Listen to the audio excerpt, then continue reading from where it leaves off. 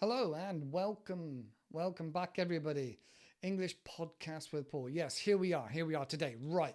Welcome back. And if you're new, thank you very much. Hopefully, you'll find something you like. And then maybe you'll hit that like and subscribe button. I really don't like asking up front, so I'll shut up now. Okay.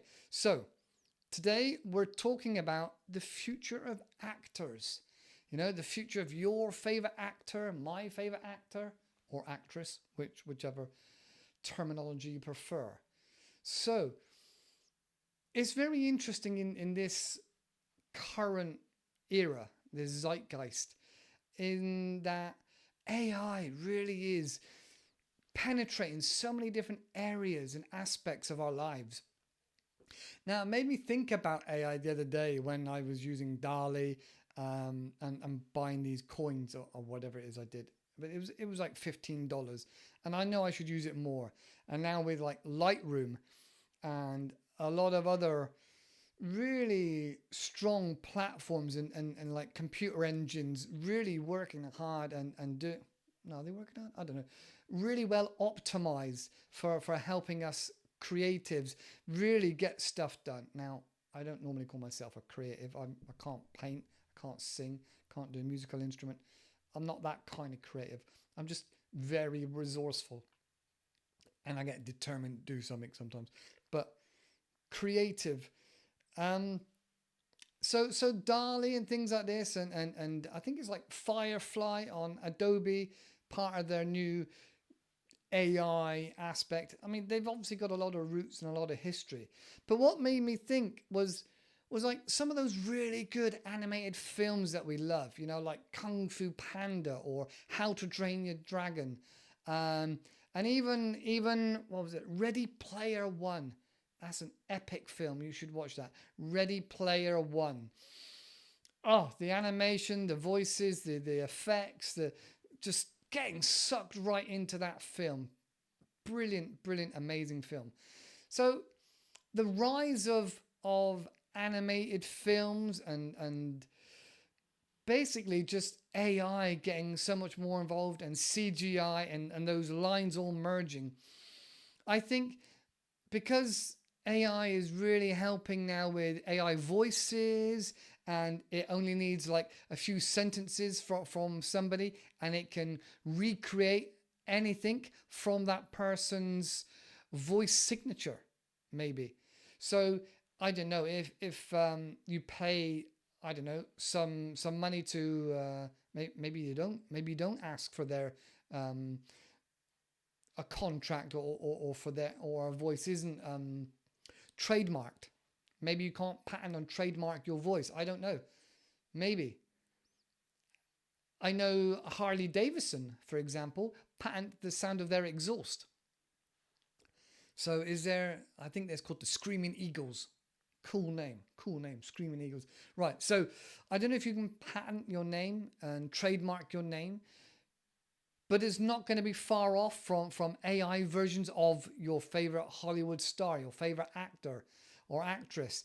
And when are we going to be at this point when an actor or an actress is CGI and AI completely into a film? And now we already see. I mean, it was back in like the 80s when we had like this character called Max Headroom. Max Headroom. Bit of a play on words there. But that was back in the 80s and 90s, this CGI individual presenter. Now, with today's modern technology and breakthroughs and trailblazing individuals with all that, I don't know, all that creativity, it's going to come a point where, well, I know there are Instagram accounts, a couple of Instagram accounts that are super popular and really well famous, making a lot of money. And these people on the accounts are completely fictitious. They are AI generated, um, what are they called? Generated individuals. They don't actually exist. They don't really exist. Let me see if I can look it up. AI, Instagram, Insta. Instagram influencer. So I saw it on the news. There we go. There it is. Oh, I should have put my glasses on. Sorry about that. I should put my glasses on. Right. So who are we got? Who we got? Who are we? Miquela. 2.7 million followers. Miquela. Right. Futurism. AI generating reactions. Wow. Okay. Often it's a pretty young thing. The rise of influence. I can't find their names right now. I can't find their names. That's probably one of them. Isa. The rise of influence out of Instagram. Yeah, and it talks a lot about her, how well she is. Here are 5 AI. Oh my God, so there's 5 of them. Okay. Miquela, Miquela, 2.7 million followers. Her bio says she's 19 years old, robot living in LA. How good? Oh, never mind. All right. I mean, at what point does robots get their own autonomy and their own identity? I don't know. How far does it go?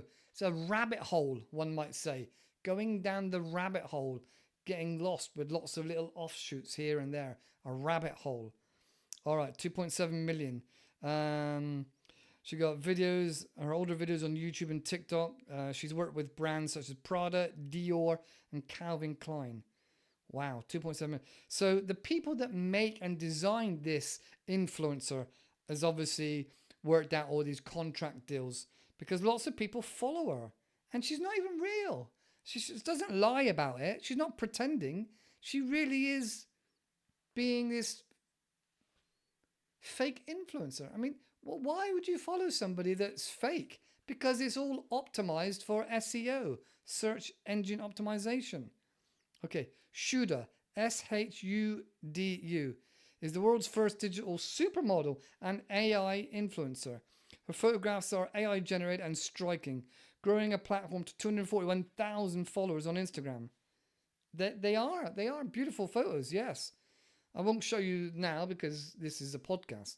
But if you were watching it on YouTube, for example, I don't know what the copyright law is with an Instagram. All right, we got Ima. IMMA. Ima is another virtual influencer living in Tokyo with almost 400,000 followers on Instagram. Okay. Ion Gotlich. ION and then a surname Gottlich. A biker. Now this one is obviously AI generated because it's oversized muscles in this image. You know, it is purposely exaggerated sizes. So yeah, and it's an interesting photo of like a real muscle guy in the middle of a race like Tour de France or something like that, and he's on the floor and he's almost like posing for the photo, but he's huge. He's huge. Wow, that's amazing. 77,000 followers for cycling content and humor. Is that the way of the future? AI and in comedy and selling you their products. Wow. And then lastly, we've got Ludo Magulo. Lu space Do space Magalu space. 6.4 million followers. Wow. Making one of the world's most popular followed influencers online from Brazil. It's bought in. So far, this influencer has made 552 million in 2019. Oh, wow. That is crazy. That is crazy. Wow. So, right, where are we going with this? Where are we going? So we're talking about AI, artificially intelligence generated content. So this is bad, I think, in so many ways, and where it's going to go in the future, I don't know. Right, so let's get to the notes. I've made some notes as always. Okay, let's get to the notes. Right. So I've made like 15 different notes and parts to this to break it down a little bit more. So bear with me. So right. So yeah, evolving industry trends. Actors face uncertainty due to the ever-changing landscape of entertainment industry. So I asked ChatGPT, because this is AI related, to help me with some points about what the future is for actors. So this is mostly what ChatGPT come up with. All right, let's have a look. So yeah, we're talking about trends, heavily influenced in the entertainment industry by technology. Okay, yeah, that's kind of straightforward. That's normal. You know, you'd get that with new cameras and new robotic cameras and different methods, you know, like CGI and then bullet time. You remember bullet time with The Matrix, you know, Keanu Reeves film?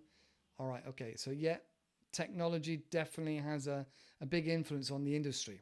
Okay. Number two, streaming services. Yeah, the rise of streaming platforms have disrupted traditional movies and TV distribution. Well, that's true. You can't argue that, can you? I mean, you look. We got this like binge-worthy content and platforms such as Netflix and Apple TV and Amazon Prime.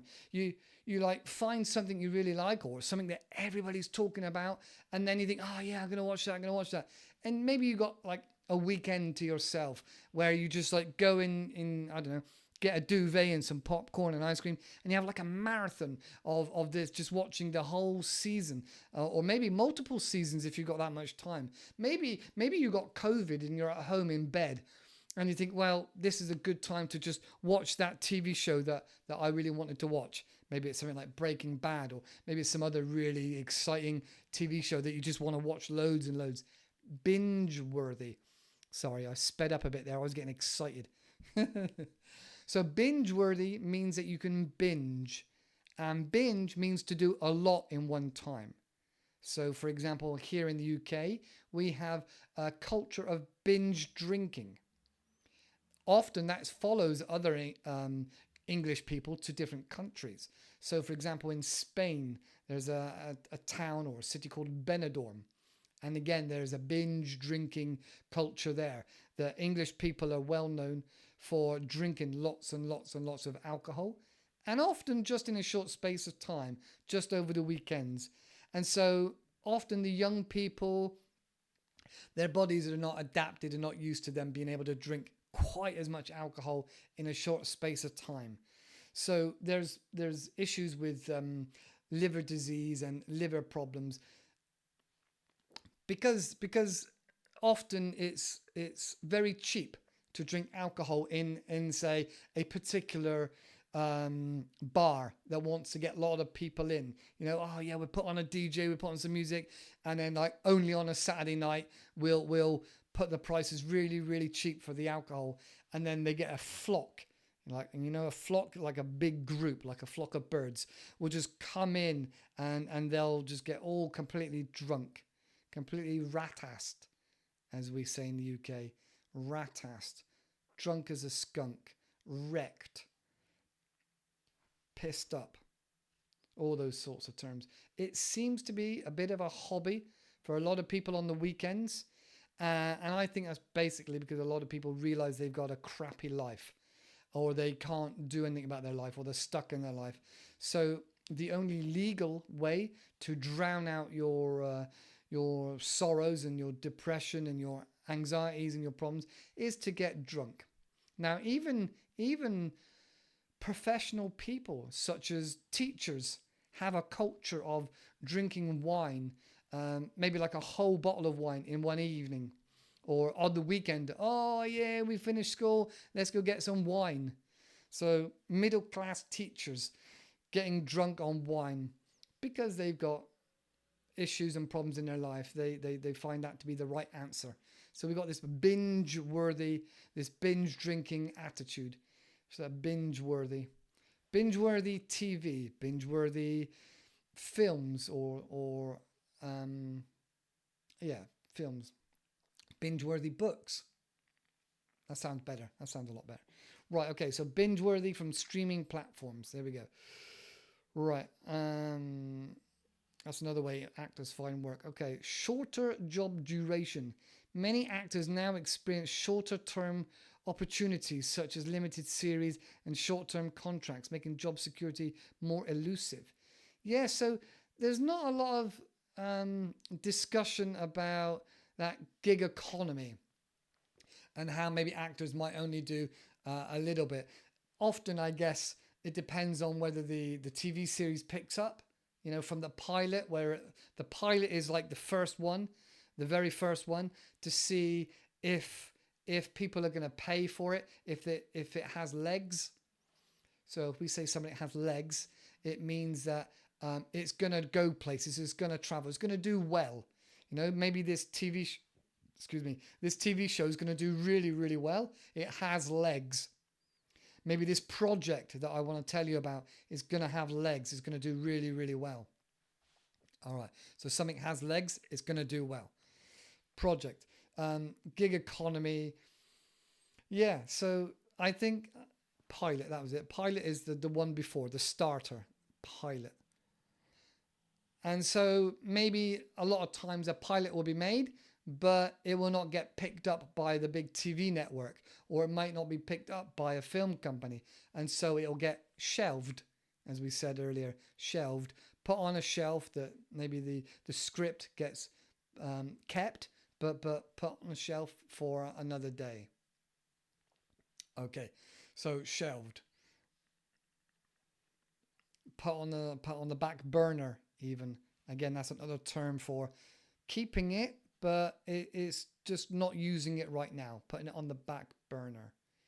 Okay, so I think actors, I guess they're a bit like athletes, I suppose, or footballers. Often they can have a short career, or often they may not know when they get their next gig, their next job, their next paycheck. So they are often overpaid, because it could be the last one they ever do, I guess. And it may have taken them many, many years to get their awards from award ceremonies and awarding bodies. And it's a very hit or miss kind of thing. I'm sure there's a way to win and know how to win, such as nepotism. Okay, nepotism means connections through the family, keeping things in the family. All right, so in the UK, we try to be transparent, and we try to be fair and equal for everybody. So nepotism is frowned upon, whereas in other industries, nepotism is a good thing. But in the UK, nepotism is generally perceived as a bad thing, because people aren't getting the work on their merits of how good they are. They're getting the job on the merits of knowing somebody within the industry. Okay. Where were we? Nepotism, working within the industry. All right, what else we got? Let's have a quick look. What else? We were talking about gig economy and different types of gigs. How long is it going to take? Yeah, all right. Different contracts. Yeah, okay. I can see how that can be an issue for the future. The uncertainty of knowing that you could be out of a job next week, or it could go on for many, many seasons, or you could be really, really popular in the public eye as an actor, as a movie star. I mean, as a movie star, you could really skyrocket as a movie star and get picked up and get lots of job opportunities and make lots of money. Right, okay.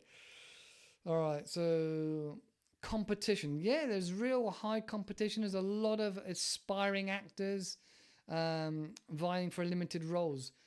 Yeah. Well, that's again the same with athletes. Whether you want to be an Olympian or a football star or a rugby star, there is a lot of competition, because it's a job that has kind of nice benefits, not just the fame and the fortune, but also you're less likely to be underpaid for physical labor. So it is a kind of desirable role. I'd rather be an actor than going to work every day. Okay. Gig economy. Well, we sort of covered that, freelance based. So I'm guessing there's a lot of people out there, especially as extras, that will not know when they're, because there isn't, well, there might be. I was going to say, I don't think there is an agency for actors and extras. There probably is, actually. There probably is. I mean, what do I know? What do I know? But yeah, there's a lot of people vying for the same small amount of jobs, wanting to get discovered. They think if they just get that one extra film, that one extra TV show, they'll be discovered. Somebody will think they're amazing and say, yes, come work for me. I'm going to make you lots of money. You're amazing. Not quite always the case. Now, I don't know if you know him, but I read a book by James, I forgot his name now. James Corden. There we go. Well done, brain. James Corden. All right. I read his, I think it was an autobiography or biography. And it expressed that he was in acting school and he did lots of little gigs and lots of jobs. And again, not very happy with the lack of stability, not knowing his next job. He committed to moving to London and staying in a very, very modest, I was going to say digs then, modest apartment or room share. So digs is a name for when you might rent just a room. Basically it means where you're staying, where you're sleeping, where you're living. My digs are back in London. My digs are in another place. So digs, that's a colloquialism for an English colloquialism for where I'm sleeping, where I'm living. So James Corden talked about his digs and how humble they were and the fact he committed to being in London. And then further into the book, he stated that he realized, and other people said to him, you can't just go from one job to the next, because one, you don't want to get typecast. Now, typecast means that you're always put down for the same kind of role. So you're always a fool, or you're always the leading man, big and muscly, or you're always stupid, or you're always this, or you're always that. That's typecast. And so he realized he didn't want to get typecast, and he realized he didn't want to be wondering where his next check was coming from, his next paycheck was coming from. So he had the inspiration or the wisdom was given to him about starting and doing his own thing. So he started some ideas and realized that he needed some support and some help to bring some of his ideas to life. He had a lot of creativity and energy and enthusiasm and a vision, but he didn't necessarily have the writing skills and the typing skills to articulate his visions and his ideas into a script. That's where he met, that's where he brought in somebody he already knew, Ruth Jones. Now, she's also a well-published author now as well, Ruth Jones. So they both made a TV show called Gavin and Stacey. Now, I know it's just a TV show, but it's very cult-like. It has a cult status within the UK. It touched the nerve of a lot of people and felt like the TV show was talking to them, like it was their lives. Now, it was really quite funny, very well written, very well acted. And actually, he was like the side, what do you call it, side man, the wingman. He wasn't the main character in a roundabout way. So it's called Gavin and Stacey. If you get an opportunity, check it out. It kind of is like normal English everyday life, just a little bit funnier and a little bit more fluffier. So yeah, Gavin and Stacey. So in his autobiography or his biography, he knew that he had to do something to fill in that void and to showcase his skills and his energy and his enthusiasm. Now, I don't want to compare him to anybody else, but he does remind me of a young Jack Black. Now, James Corden's doing very well in America now. He then went on to do a few other theatres and a few other small films, but he then got picked up with this idea of doing karaoke, like singing into the microphone, whoop, whoop, singing into the microphone in a car with famous celebrities. So he obviously had a few celebrities on his phone that he could bring in, and then more and more and more people heard about it, seen it, and enjoyed his enthusiasm, and it was obviously well lit and recorded, and it made for a really good show.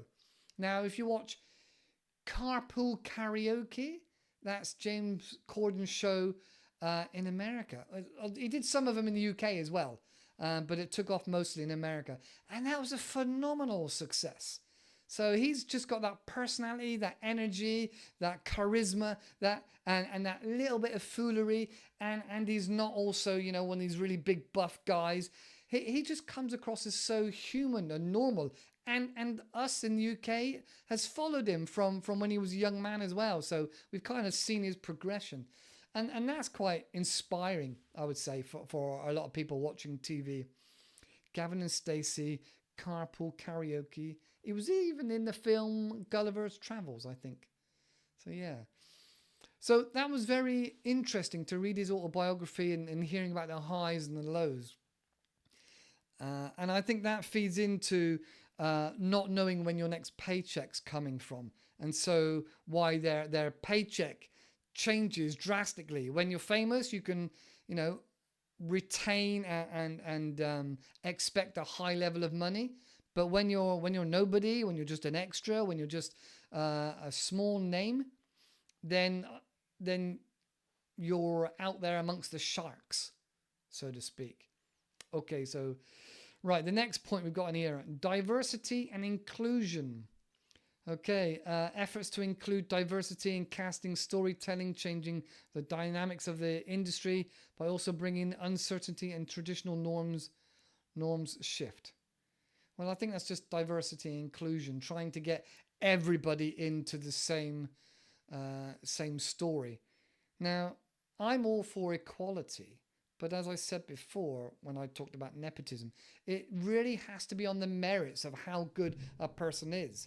So if we talk about inclusion and diversity, that kind of implies that you need to bring in people from this minority group and that minority group and show everybody that you're open and transparent and you know, you want to bring all these people in. But these pool of resources, these pool of people are a lot smaller, hence why they're called a minority group. So then if you've got, let's just pretend, right? Just pretend for a minute, you've got 1 million white male actors, male and female actors and actresses, right? 1 million of them, just white, because this is the US and the UK. We are predominantly Caucasian, all right? That's just the way it's worked out. If you were to go to Africa, it would be predominantly African people. So just pretend, right, there's 1 million actors and actresses, all right, Caucasian. That means there's a lot of people to choose from of who's good, who's really, really good, and then obviously there's those that are lesser down.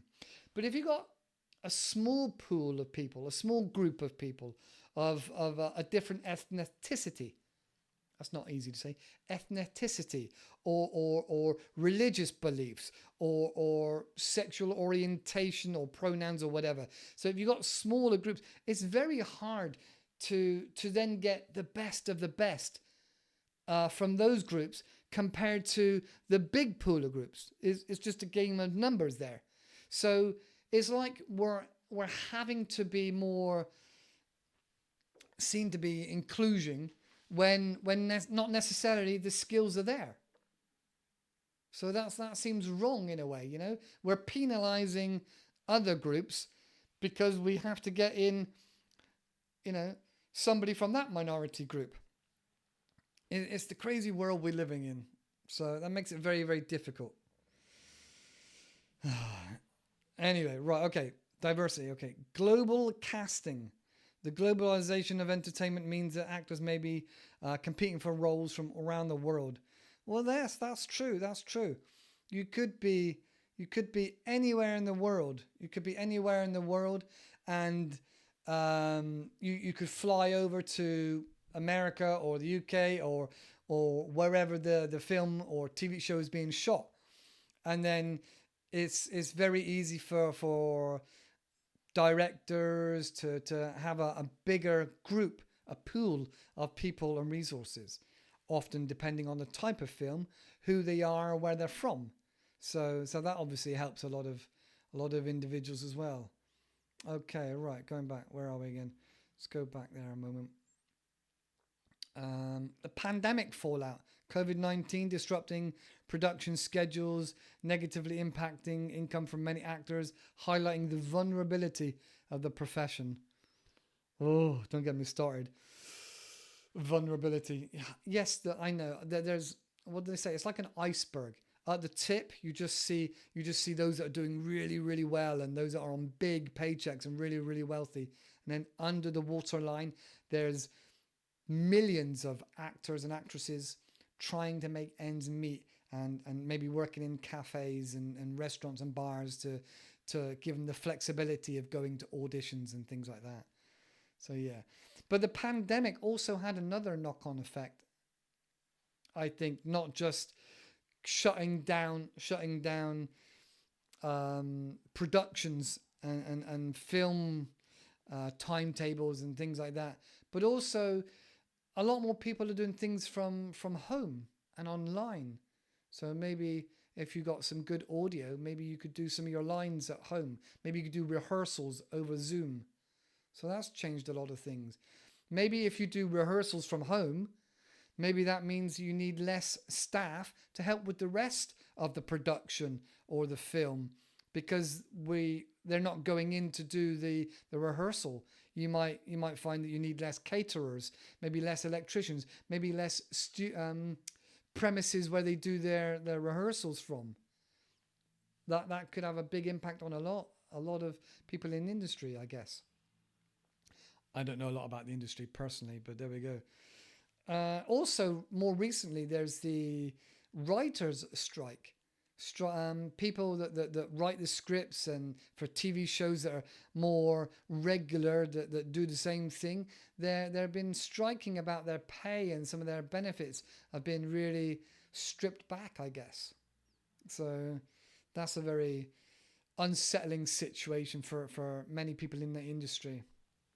All right. Mental health challenges. The intense competition, rejection, instability, and industry. Yes. Now, another aspect of that, I guess you could say, would be that some people have like a prima donna complex. You know, some superstars get really, really famous, and then they start saying, "Oh, I want this, I want that." They have these demands. "Oh, I want a big bowl of M&M sweets, but no yellow ones." There is the prima donna. You know, those actors or actresses that are difficult to work with. Often that can stem from insecurities about whether they're still famous enough, whether they're still good enough, whether they're as good as their last performance. What do people perceive about them? What do people think about them? So there's a lot of mental health issues in that respect, you know, about whether or not they're going to get a job next week. Are they going to be back in the restaurant working? So I can see that's a very scary and upsetting place to be. And mental health now is much more prevalent, and people are much more aware of it, and often there's a bit more help towards it, or do more actors feel isolated? I don't know. It's difficult one. Okay. Typecasting and stereotyping. Yeah, we mentioned that. Pigeonholed. That's an interesting term. Get pigeonholed as the person that's always going to be doing this, always going to do that. Pigeonholing. Very odd concept. In the UK, we used to have like if you got email, or you got not email, actual post, that you'd have paperwork, and you'd have like a wall with lots of squares in it, and you'd have your name on on a little bit of tape underneath each box, and then they'd say, "Oh, your contract, your paperwork, your food, whatever is in your pigeonhole." So you'd have your own box. So the front would be open, but it'd be like three sides of a box. and the front would be open so you could just grab out what you got to get. Maybe it's often just for paperwork. But they call it pigeonhole. I imagine because in the UK we used to use carrier pigeons, and there's a bit of a hobby with some people for using carrier pigeons as a hobby to race from one side of the country to the other side of the country. I don't quite understand it myself. But as that was a hobby, and I think they used them in the war as well, in some of the previous wars, maybe before World War One, I don't know, little messages. And so I think pigeons had a hole in the side of the truck, or in the side, and also in the side of the house, or in the side of their cage, and they would go back in their own hole, like their own entrance, I guess. So I think that's an interesting idea, interesting concept. Okay, so pigeonholing, typecasting, sorry. Industry gatekeepers, casting directors, agents, studio executives play a significant role in an actor's career. Well, yeah, there is the managers that take a percentage. There's also the marketing person. All different people taking a slice of the pie, you might say, a slice of the pie. So if the money for the actor was a pie, all right, everybody would be taking a piece. So maybe the hairstylist and the makeup person and the manager and the marketing campaign and the physiotherapy and all different people that are needed to help support a big actor or actress would all need paying, and that money would come out of this so-called pie, this pretend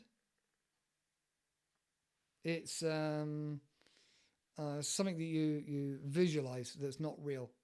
I'll get to it in a minute. All right, so yeah, everybody would have a piece of this imaginary pie, basically some money. All right, number 11, gatekeepers. We said about that. Casting directors and all that. Okay. Yeah, we covered about CGI, motion capture.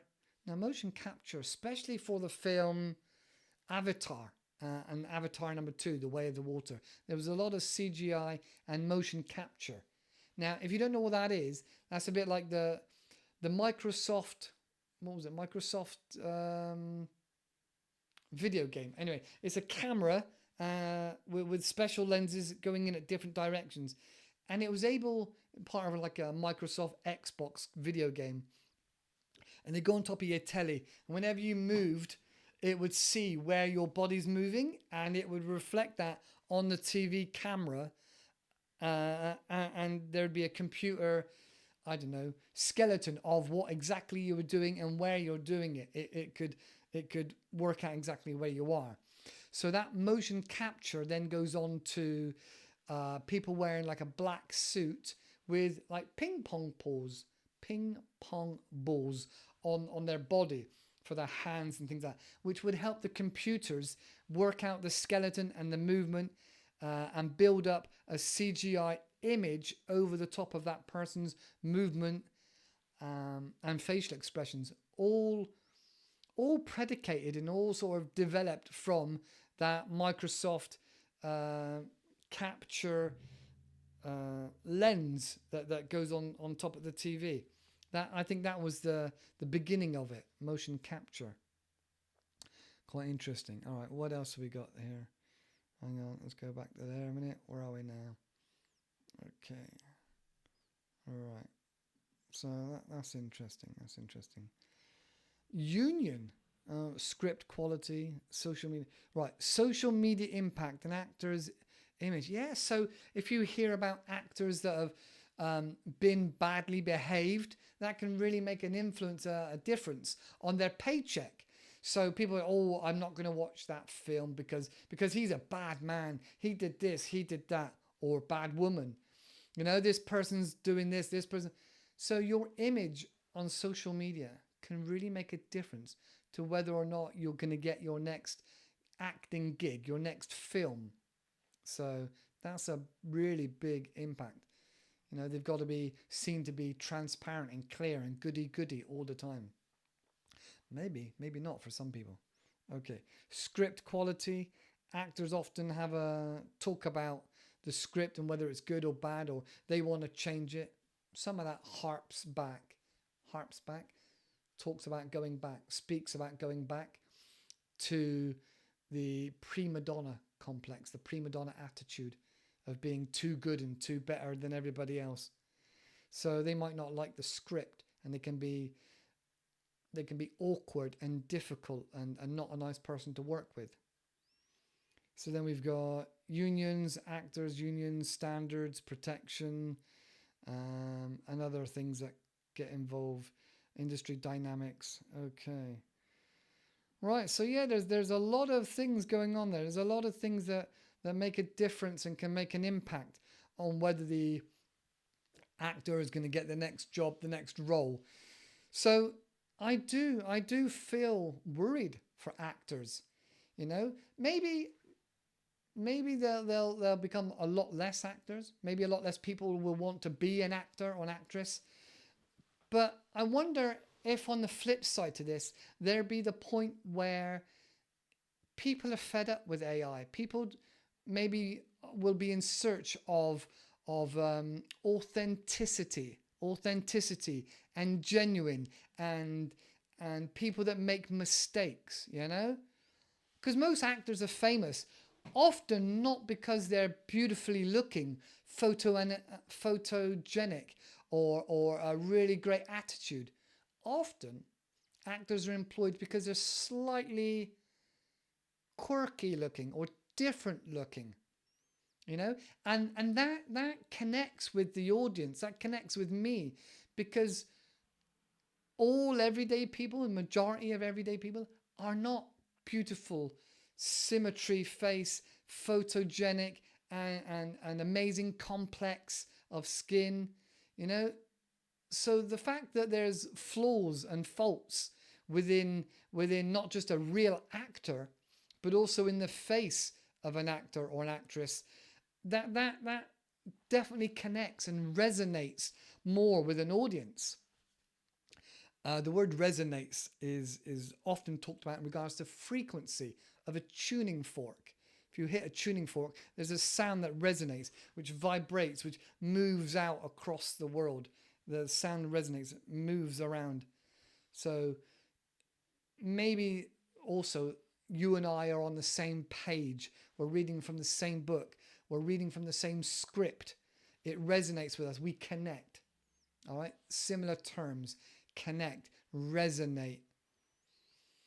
So maybe it'll go in the future that there will be more AI. Maybe lots and lots, and maybe all AI. But there will be this reminds me of Arnold Schwarzenegger's film. You know, the cyborgs trying to be more human-like with faults and looking less beautiful. You know, what was the film? Terminator, of course. All comes full circle now. Full circle. Terminator. So. Is it in the future? Will it be in the future that AI will actually purposely make influencers and people less beautiful, less pretty, with more flaws? We kind of sometimes like a bad boy or a bad person because not everything on TV should be beautiful and amazing and fairy tale and Disneyfied. All right, so maybe that'll be the future. Maybe AI will learn to be a badass actor with some bad reviews and some bad attitude, just to try and make them seem more authentic and genuine, so it connects with more audience and more real people, so they're able to sell more goods. Sponsored by, you know, maybe that'll be the way of the future. Interesting, huh? Tell me what you think. Put something down in the comments. What do you think about AI? What do you think about beautiful people and authenticity? What do you think about that? Is that going to be the future? Are real people going to be more important that we know that they're real people on the screen? Or will we get fooled by that? Let me know what you think in the comments. I'd be interested to find out. It's a really interesting topic. Okay, so that's it for today. I'm going to wrap it up there. But if you do get some value from this or you enjoy this, please do give me a like and a subscribe. It really, really helps me because I'm poor. So please hit that like and subscribe, and I'll see you in the next video. Take care and see you next time. Bye bye for now.